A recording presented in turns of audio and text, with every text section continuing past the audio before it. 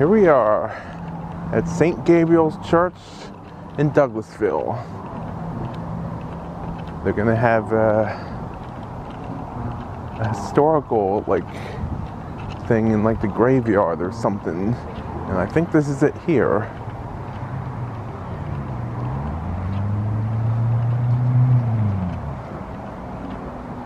Hi, how are you? Hello. Cemetery tour? Yeah. Welcome to the cemetery tour. Thank you. Here's your waiver, and $10 a person. What's the waiver for? Make sure you don't take any spirits. Oh, nice. Just releases the church of responsibility if you would happen to fall and get hurt. Oh. Oh, here's the $10. Thank you.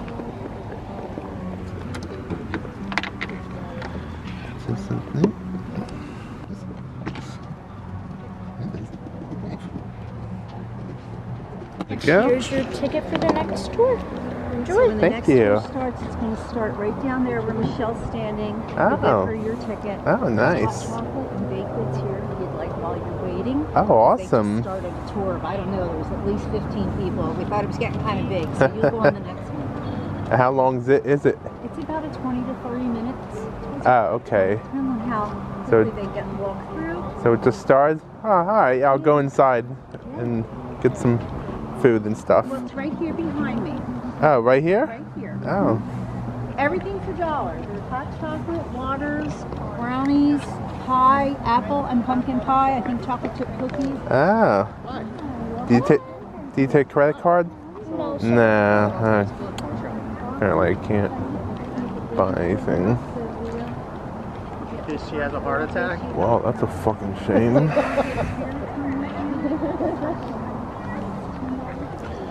Well, I wasn't hungry anyway. I was not hungry anyway. I have a whole bunch of other tickets from other things, but no money. No money. Hello. We figured about 15 more minutes. Ah, okay, nice.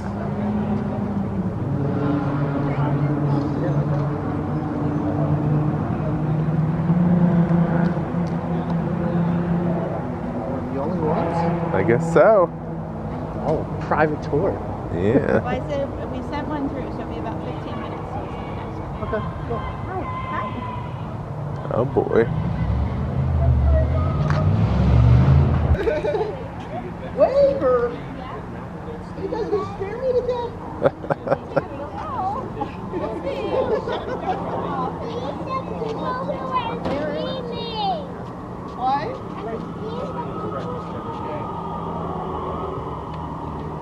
I have never heard of a tour that ever gave a waiver. I also haven't been to this church in over 3 years. I don't think I want to if they require a waiver for a simple tour.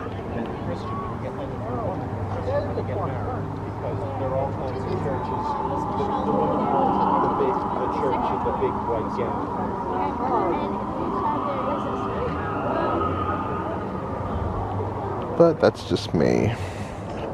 Well, I guess if we have to sign a waiver, I guess it should be good, huh? Yeah. I hope so. I feel like we're in New Orleans Yeah. doing the tour down there.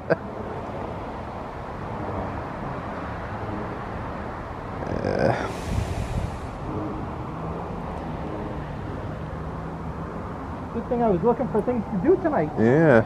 Saw it on the website, not on... No, it was on Yeah, I Facebook. found it on I did- Facebook. Okay, I did it on things happening in Berks County. Oh, okay. And it came up on there. Oh, nice.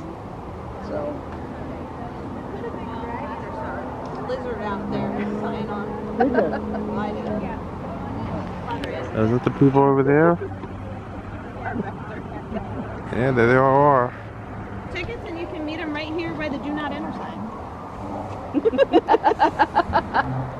You got it. Okay, here you go. Thank you. Mine. Do not enter. Do not enter.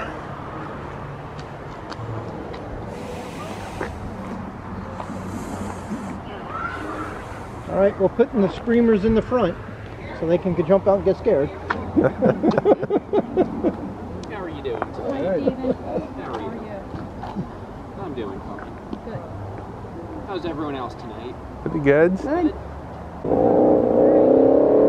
On this night, we ask you to take time to walk through the oldest cemetery in Berks, the churchyard, filled with names of early leaders in the community and state, the final resting place of veterans of all major wars alike. Burial grounds for Native Americans and settlers whose proximity of their remains in death reiterate the spirit of the name of this community, Amity. Now, as we go through our tour tonight, everyone in the cemetery, according to tradition, has been given a Christian burial. So, hopefully, we won't encounter anyone tonight. So, we're going to take our first steps into the cemetery here. As you do enter, make sure you walk carefully, watch your step. It is a little rocky in this first bit. I can take Rocky.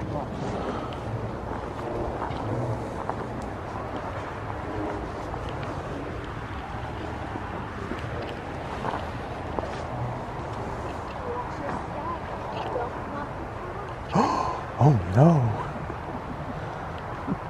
I heard him whisper.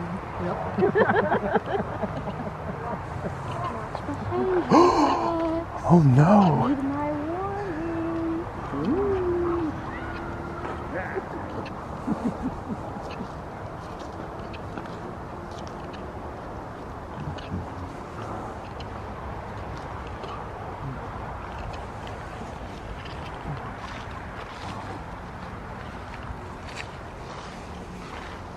Wow.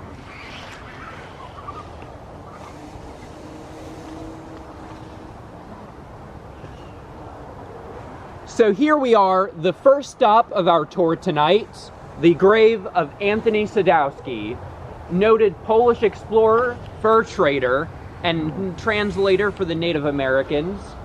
He was popular as a peace negotiator between the settlers and the Native Americans because of his ability to speak multiple indigenous languages, as well as his peace negotiation skills.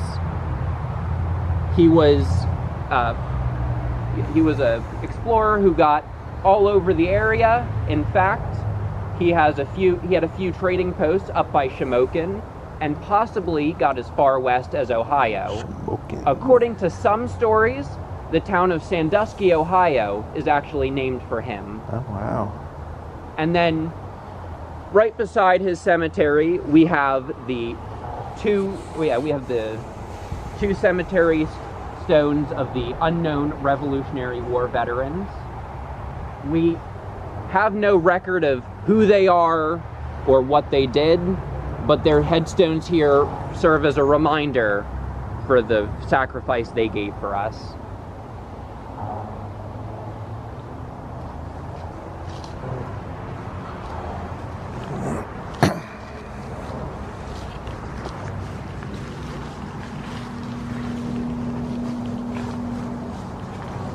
Our next stop here, the headstone of Marcus Hewling.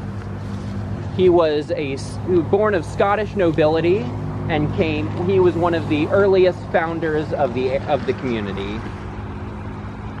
And then in addition to that, he also served as the first Justice of the Peace for Pennsylvania.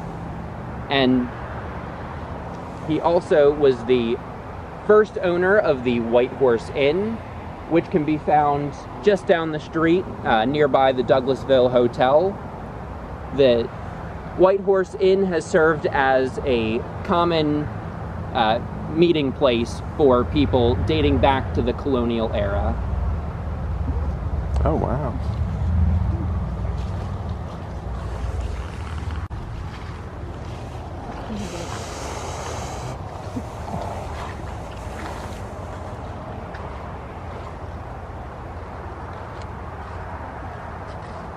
And then down here, you can see the tombstone of Andrew Robeson, right there with the American flag sticking out above it, or in front of it.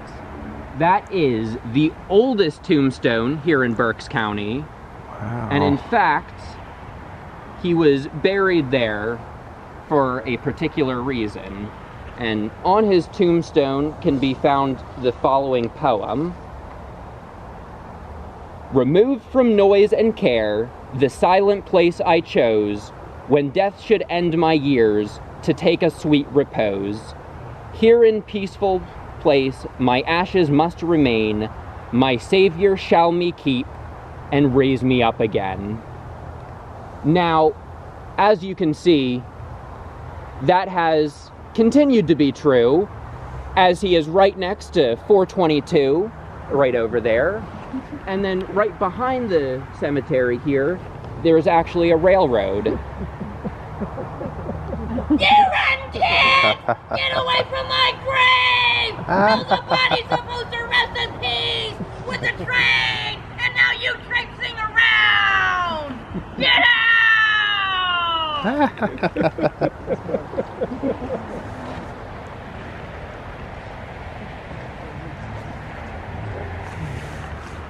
Ooh.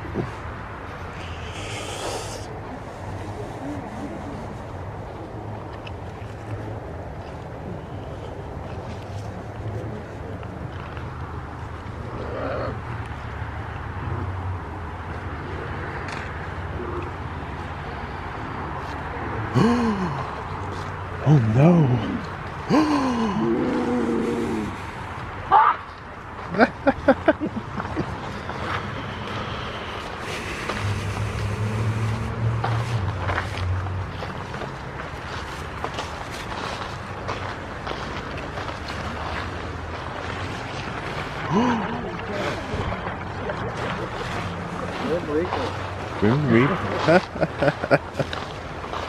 Now, we're going to be making a slight left and heading down by these trees over here.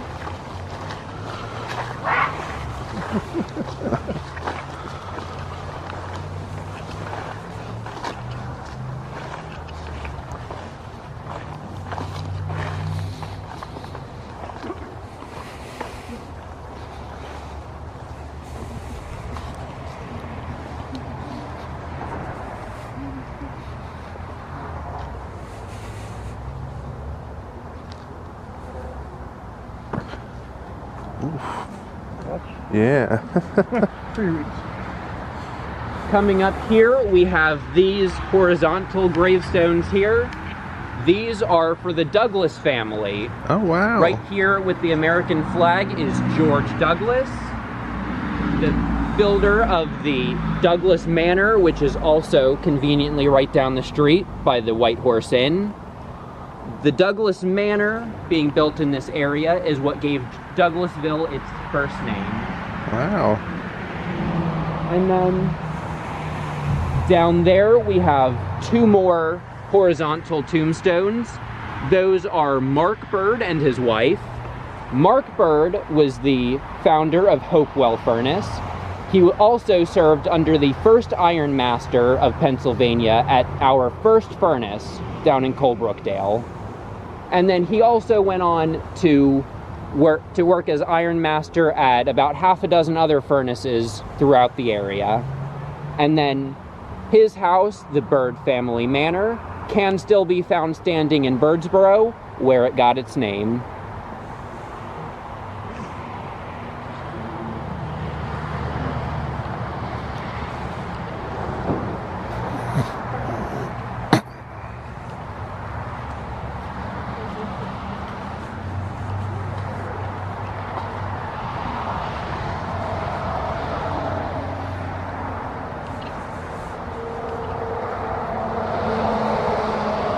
And then coming up here, we have the 1801 chapel, also known as the old St Gabriel's Church. It is the oldest church here in Berks County, and then it is also the oldest, or the oldest building on the National Register of Historic Places that is still in continuous use for its original purpose. Now, throughout the years, there have been a few modifications here and there. In the 1800s, they redid the flooring, all the pews, they replaced the altar. However, throughout the 1960s, there was a restoration effort that the community underwent, paid entirely by donations from the community. And during that restoration, they took out the flooring that was installed in the late 1800s, and they were able to find actually the original flooring. Wow. And then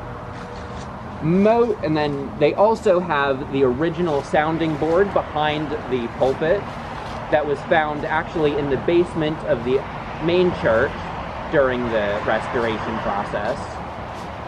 And then the pulpit in there is actually a careful replica of the original wine glass pulpit that was based on original descriptions.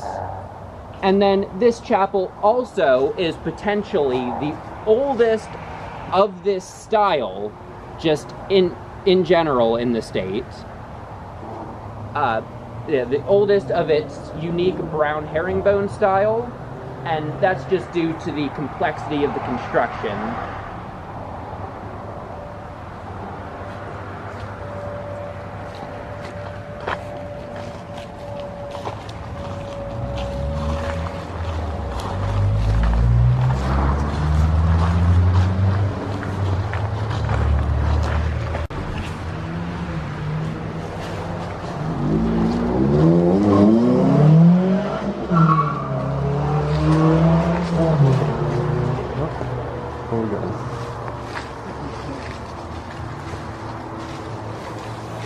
So then this here is our last stop for the night. As we stop here, I want to thank you for coming on our tour tonight. And then as we walk back along 422, I want you to glance over at the cemetery and take a look at how much higher above the cemetery you are. That was not always like that. In fact, originally the road in the cemetery would have been level. It was built up about 3 feet over the past several decades.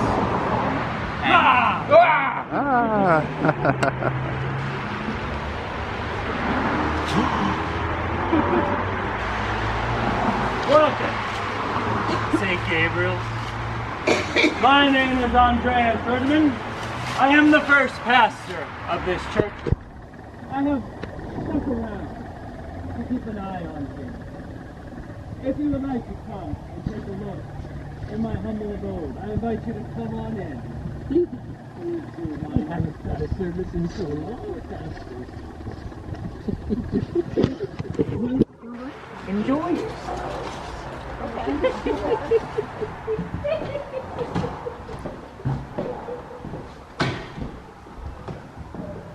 Oh my.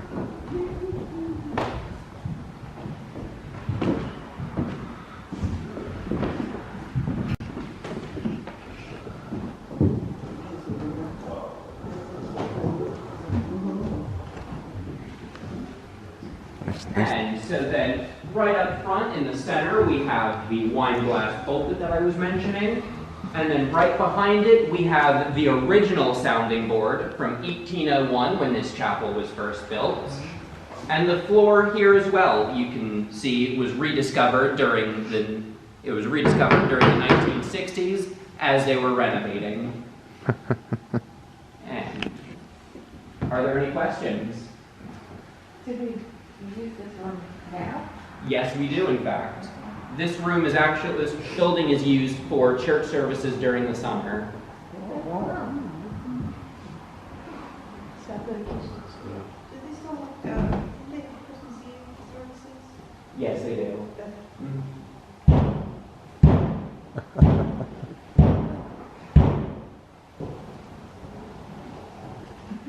Zombies.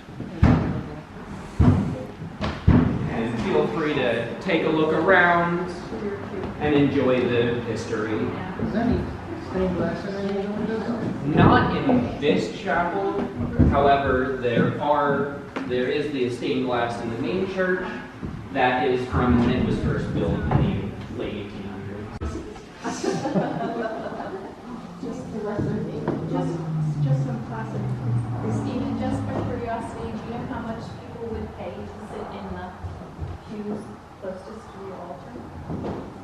there was a payment to have the closer. That actually is something that I did not come across. That's okay, I was just curious. Okay. If you know. Got a picture No, of but somebody. I will definitely look into that and see if I can get back to you. with that. What's that? He said, if you want a picture of somebody outside the window. Oh. Behind the stair. I actually do have a question. Yeah. There were a bunch of graves outside of the building that happened close to the gravestones that we have. Mhm. Why are they so different? You mean like George Douglas and Mark Bird? The ones that have long. Yeah, so those typically are for families or people of significance or importance to the area. So, for example, Mark Bird was an important iron master, and then George Douglas was a shopkeeper. He ran businesses, and both of them went on to found their respective towns of Birdsboro and Douglassville. What's the oldest grave you have? The oldest grave was Andrew Robeson. Andrew Robeson, he died in the early 1700s. In fact, he was not actually meant to be buried here in the cemetery. He was originally supposed to be buried down in Philadelphia with his wife. However, he died in February, so I'm sure you can imagine what that was like, trying to get to Philly with that car. So his wife's not buried here. No, his wife is buried down in Philadelphia. I missed what year that was. What was the year? That was the early 1700s. Is the original pastor for the church buried in the road out here somewhere? I am not. I'm afraid.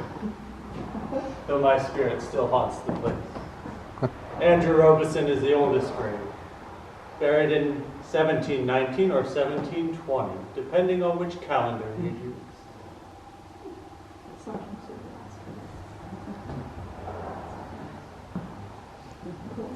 Any other questions? No, I think I'm good. So then, as you walk out, if you make a left, you're going to come to a sidewalk right before 422. Make another left from there, and that will take you right back to the church parking lot. Thank you. Thank you. So why is the cemetery so much lower? What happened? He's scared you. So the cemetery is so much lower just because just over the years of adding onto the road the asphalt, it just built up over time to the point where it's just now about 3 feet higher than the cemetery is. Wow. You're welcome. Thank you. You're welcome. Thank you. You're welcome. Okay. Have a good evening.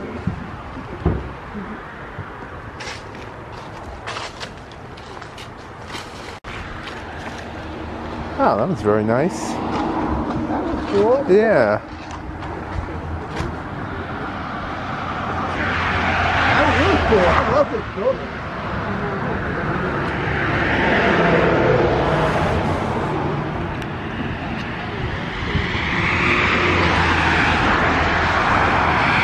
There's all the high traffic. 724. Or no, Coastal Highway.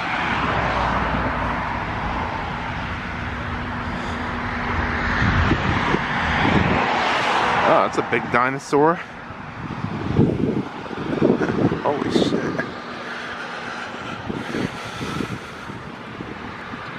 And there's the 1800s church.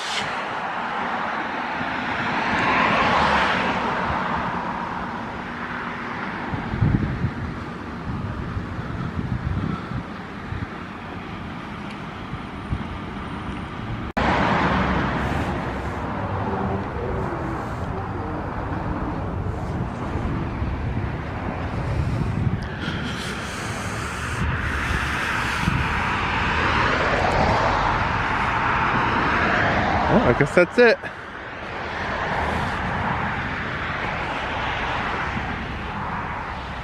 Yep, there's a giant cross. Yep, so that's the St. Gabriel's of Douglassville Cemetery tour. Spooky. Ooh.